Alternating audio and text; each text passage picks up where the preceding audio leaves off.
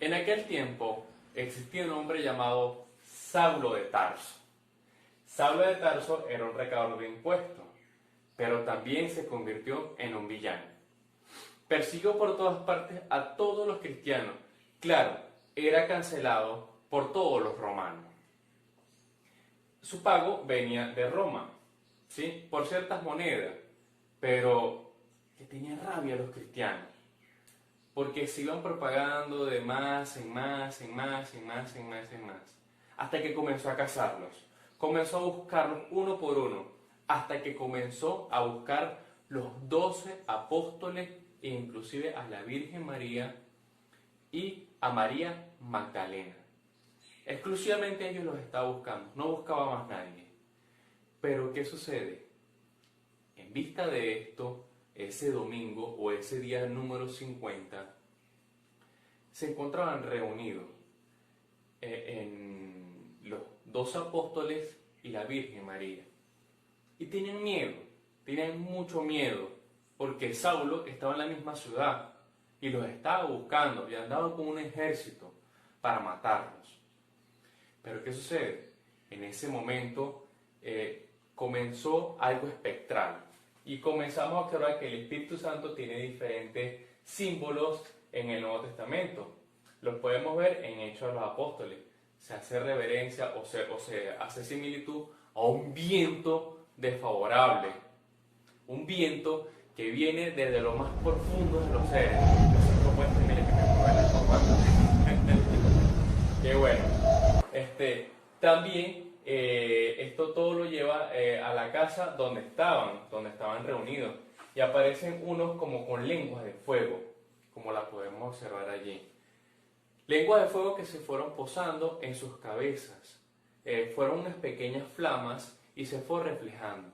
El Espíritu Santo se hace presente por medio de una ventisca y por medio de lenguas de fuego en los apóstoles. ¿Qué sucede en este momento?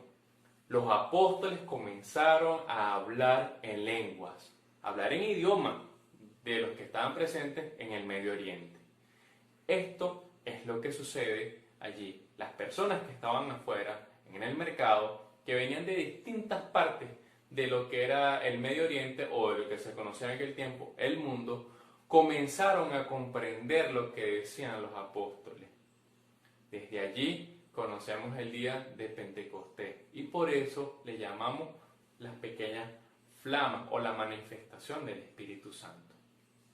Prosigamos con las siguientes diapositivas que les presento a continuación. Una de las interrogantes que constantemente nos preguntamos es que si existe una conexión entre las lenguas de fuego y el hablar en otras lenguas. Y la respuesta es sí. En ambos casos la palabra griega para lenguas es la misma, glosai, y el lector está destinado a entender la conexión que existe entre lengua y lenguaje. Es muy similar. Entonces la palabra lengua se utiliza para significar tanto a una llama como a un lenguaje, o sea, llama del fuego, como el lenguaje. Por eso es que se unifica esta palabra y se dice lenguas de fuego. Entonces, yendo específicamente a lo concreto, las lenguas como de fuego que se distribuyen y se almacenan sobre los discípulos provocan que empiecen a hablar milagrosamente en otras lenguas, en otros idiomas, los idiomas presentes para la fecha en aquel entonces. Venían personas de distintas partes del Medio Oriente, de África también, y lo que era la parte inicial de Europa. El Espíritu Santo es Dios. Según el catecismo, es una pregunta. ¿El Espíritu Santo es Dios? ¿También es Dios? Según el catecismo de la Iglesia Católica, el Espíritu Santo es la tercera persona de la Santísima Trinidad. Tengamos en cuenta que nuestro Dios es un Dios trino, presente en Dios Padre, Dios Hijo y Dios Espíritu Santo. Es decir, habiendo un solo Dios, existe en Él tres personas distintas: Padre, Hijo y Espíritu Santo. Esta verdad ha sido revelada por nuestro Señor Jesús en su Evangelio. Dios Padre es Espíritu Santo también. Dios Padre es Hijo. ¿Y qué comprendemos dentro de lo que está allí? A nuestra Santísima Virgen, hija del Padre, madre del Hijo y esposa del Espíritu Santo. En ese día de Pentecostés, el Espíritu Santo nos regala o se manifiesta con sus dones. Tengamos en cuenta, dones no es lo mismo a los frutos del Espíritu Santo, pero observemos los dones que fueron reflejados en ese momento por parte del Espíritu Santo a los 12 apóstoles el día de Pentecostés. Tenemos el primero en la parte superior, sabiduría. Le seguimos hacia la derecha, entendimiento, consejo, fortaleza, ciencia, piedad y temor de Dios. Específicamente, esto no fue que fueron entregados de forma individual, uno por cada apóstol, no.